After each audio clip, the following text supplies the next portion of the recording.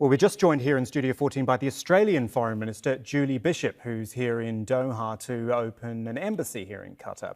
She began our interview by acknowledging the importance of her country's relationship with countries in the Middle East.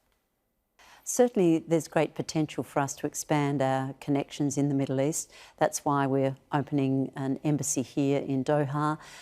But there are huge opportunities for us to engage more deeply on the economic front, but also strategically it's important for us to have good relations in the Middle East. Because? Well, we are joined together in the fight against terrorism. This is a real issue for Australia, a national security issue, because there are a significant number of Australians on a per capita basis who have taken up the support of ISIL in Syria and Iraq, and so we need to work closely with friends and partners in the Middle East to track foreign terrorist fighters and do what we can to defeat terrorism. Times that Australia hits the headlines is for Manus Island and Nauru and the asylum seekers there, and most recently we've had this deal with the United States. Why, I guess, is what I want to know. Why the United States? Why make this deal now? Australia has been committed to stopping the criminal people smuggling networks that flourished a few years ago.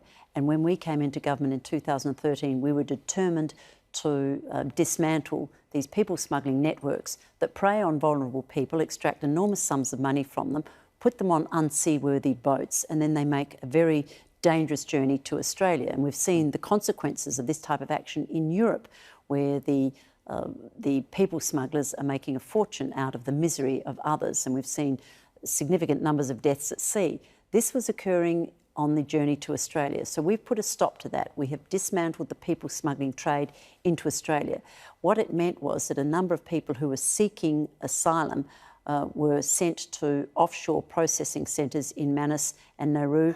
We inherited this burden, this caseload, and we're seeking to resolve it, which we've done with an arrangement with the United States, with Cambodia, with Papua New Guinea, with Nauru. You talked about the misery of these people and stopping the criminal activities going on. I understand that, but these people are miserable still on Manus Island and Nauru as well, and that's been well documented. There are those who have been found to be owed protection, and we are working with third countries for them to be resettled. There are those who are found not to be refugees, not to be owed protection, and we're working to send them back. So Australia has been working very hard to resolve the situation that we inherited in 2013. And what we have done is close 17 detention centres.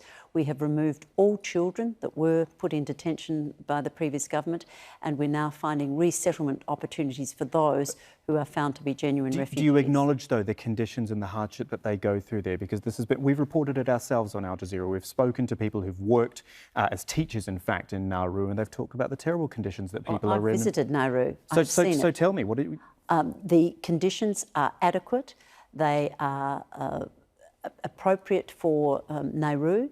The conditions that are given to those who are in detention in Nauru are in some instances better than the conditions that the people of Nauru themselves experience. And what we've been seeking to do is find resettlement opportunities for them. Some of them have been resettled in Nauru and have started businesses and are living there.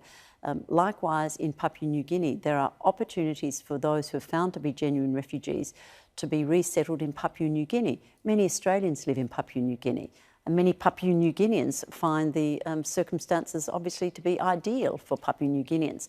But what we will not do is encourage the people smuggling trade to be reinvigorated. That's why we've been so tough on border protection. That's why we've been so unrelenting in ensuring that we stop these criminal activities, which is essentially a form of human trafficking.